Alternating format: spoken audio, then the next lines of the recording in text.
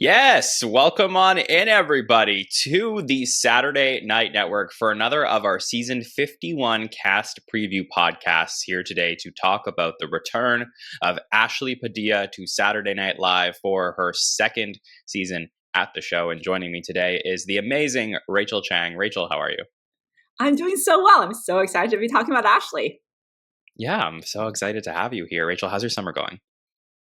Really well. I'm only home for 4 days in between two big trips between Thailand and Jordan. So I'm so glad you caught me. When I got your text asking if I wanted to talk about Ashley, I was on a flight back from Taiwan. So in between, after a layover from Thailand. So I was a little jet lagged, and I am right now, but this is so fun. And I'm just so relieved that Ashley's back. Yeah, me too. And I'm excited to get to talk to you. Whatever we can get you on the show, it's always great. So appreciate you, Rachel, being here. Of course, we are here as a presentation of LateNighter.com and here every day to talk about the cast members returning or are new to Saturday Night Live. So very excited to jump in to talk about Ashley Padilla as you are, because walking away from last season, if you're listening to this podcast, you knew how much of a fan I am of Ashley Padilla's. She was, for me, Rachel, the biggest unknown of the new hires coming into last season when we had Jane and Emil and Ashley. And even though she had that Groundlings background, which made me excited, there wasn't like a lot out there on the internet about like Ashley and her experience on stage and like how that was going to work in the SNL format. But I was so impressed right away with how great of an actress she is. So what were your feelings going back a year's time to Ashley Padilla and getting to see her on the show? Yeah, I feel like, I really got into this show more full force than I was before with when the season 47, or the Michael Longfellow crew, so the 48. 48 crew came in, because I thought they did such a great job. R.I.P. Yeah, I'm still heartbroken. I can't even talk about that subject right now. But I felt like they introduced Michael, Devin, Marcelo, and Molly so well. They like really packaged them. There was that sketch that I believe Colin wrote where they introduced their personalities. There was so much around them. There was a lot on social. When Emil, Ashley, and Jane were introduced, I almost felt like there was a little bit of distance. Like I had to figure out who they were on my own a little bit more. I felt like there wasn't so much of an introduction. There was maybe one of the Wednesday teasers that had the three of them, but there was almost a little bit less. So it was almost like, in a funny way, Ashley fit in so naturally that I didn't notice her for the first half of the season, which sounds bad, but I almost think it's a good thing, because there almost didn't feel like a new cast member. She just obviously her sketch experience on the Groundlings she just melded right in. I remember the first time she was sitting around a table in what I'm starting to call the semicircle sketches, either sitting around a dining room table or sitting around in the support group. Yeah, she just felt probably part of the group.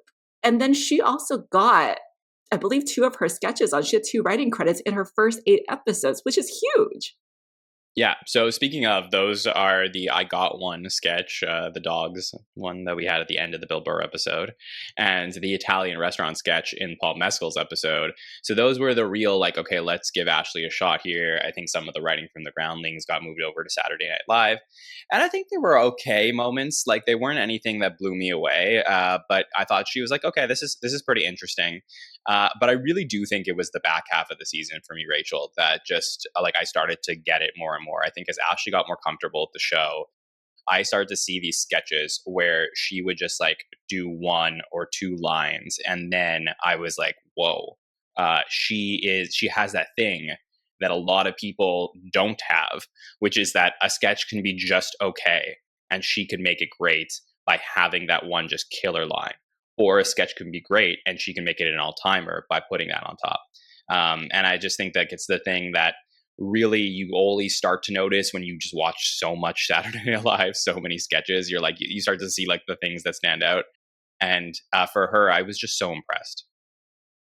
Yeah, I think I really started to notice her with the Mary-Kate and Ashley sketch. I thought, okay, it's more range for her, right? Being in the sketches, it's almost like she was playing the every girl all the time, and she fits into the every girl very well. But playing Mary-Kate, it was almost it was like the first time I was like, oh, she really, I mean, obviously seeing her showcase an impression like that, but her acting ability really was showcased more than just comedy, like acting on top of comedy. I think um, in a funny way, those are kind of two separate things because we have had so many stand-ups go on that may not have had the acting experience interacting with people and whatnot. And I think that her stepping in, and she had some acting experience. I think she had a few guest spots on, was it Night Court and Curb Your Enthusiasm. So I feel like having had been on sets like that really helped as well. I agree. I also think that she's a little bit older. She's like 32. So I think that helps, like, to not come in your 20s when you have less experience. That and being on those shows, I think really helped her feel more comfortable more quickly.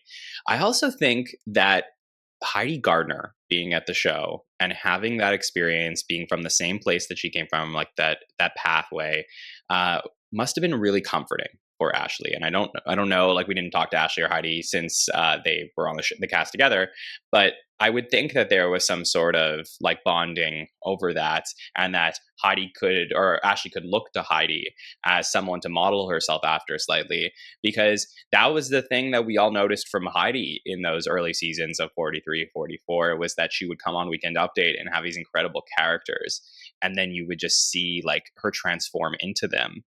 And everyone was like, whoa, Heidi might be one of the better update people we've ever seen. And I think that Ashley may have taken to that and maybe carrying the baton now that Heidi's no longer on the cast. Do you feel like there will be some sort of effect there of not having Heidi around on Ashley? Absolutely. I mean, I was just doing a count this morning. I was kind of shocked by the male to female ratio of the cast right now. If I have it right, 12 men to 5 women. So, and there's Yeah. only 2. Well, Justin Shay, I guess, aren't in regular sketches, but Right. yeah. Technically. Okay. So Try to be nice. 10 men. So much better. Right. And only 2 of them, only Chloe and Sarah, are the rep players. So Ashley is suddenly, I mean, along with Jane, one of the more seasoned ones. And arguably, I haven't done the count, but I assume that Ashley's probably been more sketches than Jane so far. Yeah, Ashley was putting up some really good numbers last year. I think Ashley was in 59 sketches. Jane was in Wow. 48. So 11 more sketches in a 20 episode season. That was pretty good for Ashley Padilla. So for her second season, she's coming in as the 3rd most experienced female, which is kind of crazy already. So I think that gives her so much leeway. I mean, she and Chloe are probably the most similar now, and obviously they're quite different, but they could potentially, but I feel like somebody needs to play the roles Heidi was playing, which are like, who's going to play Mikey Day's wife now? Who's going to play like all these kind of like, I mean, I already said, I don't want to call them every woman. It seems so generic, but there are these roles that are so necessary that she just slips into so naturally. And I think she will have the opportunity to kind of showcase her Groundlings experience like Heidi, because that's what separates her from the others. I mean, I feel like it's a new generation. So many of the people we're getting, like for the new cast members, are from online, are from other places that they already have this following, whereas the Groundlings is a more localized following. From what I understand, her group was on Netflix as a joke, but I can't find it anywhere online. I believe it was just a show that they had. So for all intents and purposes, she came in very unknown. And I feel like in a funny way that helped her because there was nothing to compare to. And she just surprised us all. I mean, I was just looking around on comments. There's not a single negative comment about Ashley Padilla's first season out there. Everyone's such a fan. I even read one that said that they think she's too good of an actress for SNL, that she deserves to win an Oscar someday. People love her, but very quietly in a funny way. They do. I mean, so there's a couple of things that I think are interesting. Number one is I think one of the things that we didn't talk about a lot with the departure of Heidi is it possible that the show felt more comfortable losing Heidi knowing that they did have Ashley? What do you think of that? Oh, that is a huge question because Heidi really, I mean, when Heidi came on the show, I couldn't believe she was so new. I thought she had already been on for so long. And I guess that's exactly what I'm feeling with Ashley as well. I remember being surprised when I watched an episode during her first season and seeing that she was still a featured player. I forgot that she was only in her first or second season, whatever I was watching.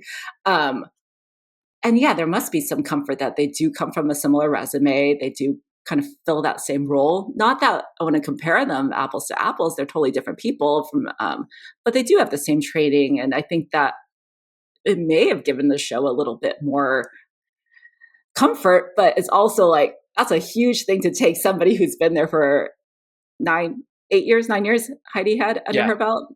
And I mean, I think 8. Yeah. 8.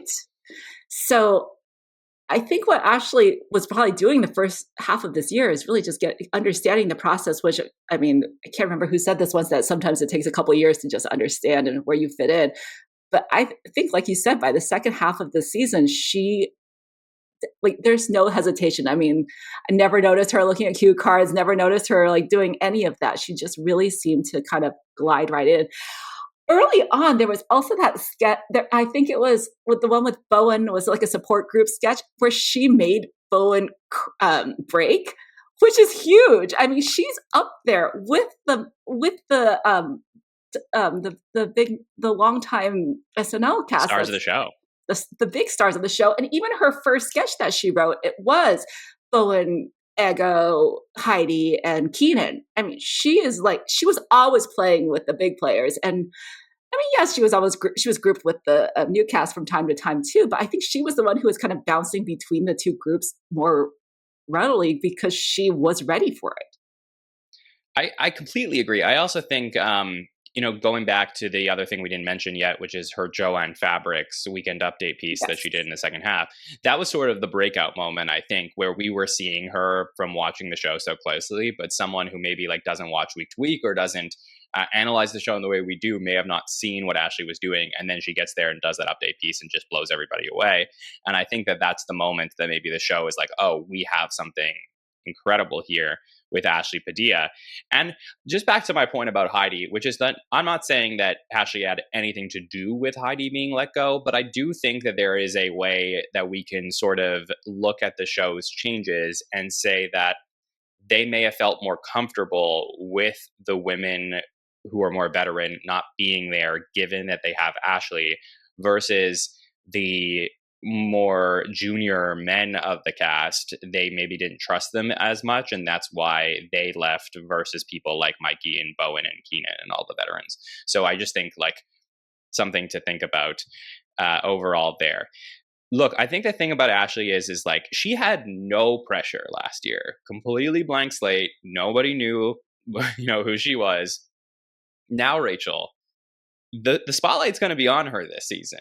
And I'm so curious if she's going to like embrace the challenge, because I think it's a whole other level of like needing to produce on Saturday Night Live when you're thrust into the spotlight, because clearly they're going to need women in almost every sketch this season.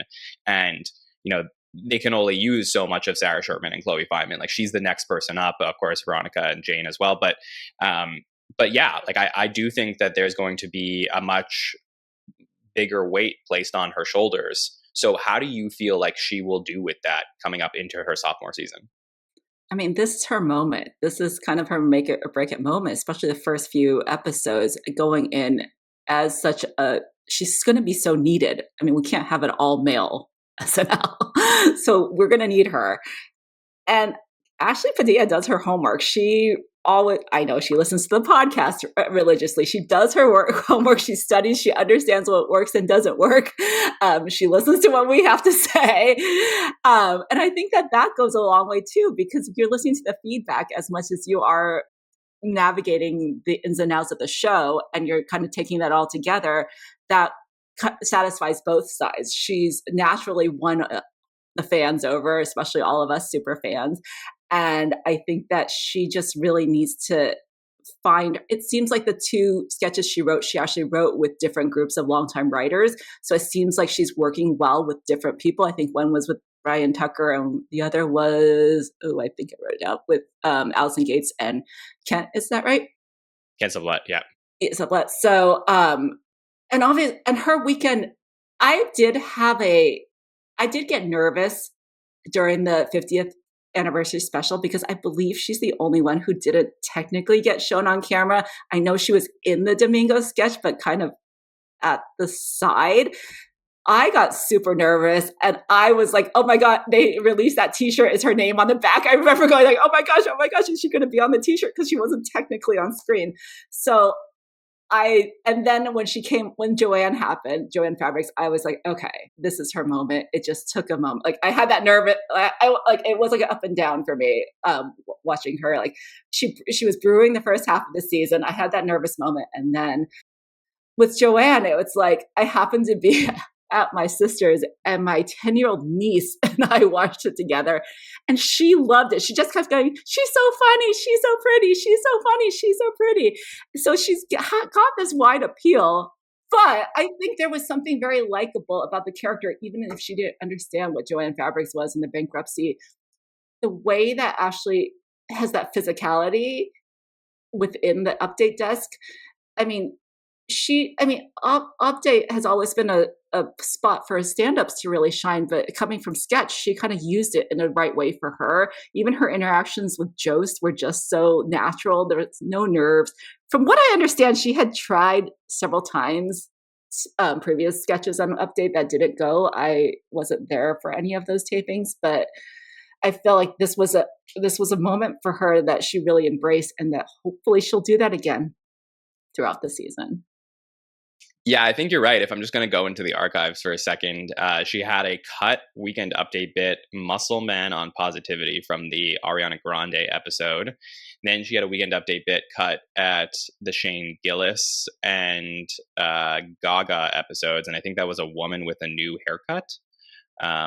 And then a sketch written by her for the Walton Goggins episode called Paint and Sip. That was in Gates, Ali Levitan, and Ken Sublette sketch. So that's, obviously there's a few pieces, but that's very normal for somebody in the rookie season just to not get all the things that are on. There's so many things to prioritize. But like I said, I do think that like she's going to have the opportunity and the runway to do a lot more at the show, unless they just lean like so heavily on Sarah. But I think that there's a lot to look forward to with Ashley Padilla. It was a no-brainer to me to have her back at the show for her second season.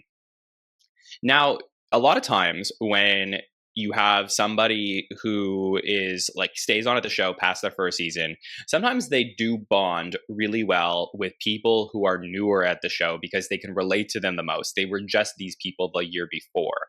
How do you feel like Ashley will do with some of the new cast members like Veronica and Cam and Jeremy and Tommy? Like, is there anyone that you see there working well with Ashley? I mean, not knowing too much about them yet, but just watching a few of their videos online, I feel like she and Tommy have a similarity that they could kind of meld together well with their styles. Tommy seems to be a little self-deprecating and very like the every guy. Here I go with the everys again, but they do kind of fit these roles where they're so moldable into different characters and different sketches. So I did instantly think that they could be a good pairing. My other favorite, since my other favorites all gone now that Longfellow and Devin and Emil, who are all my budding favorites, are missing. But my fourth favorite was Ben Marshall, so I'm super excited to see him as part of the cast.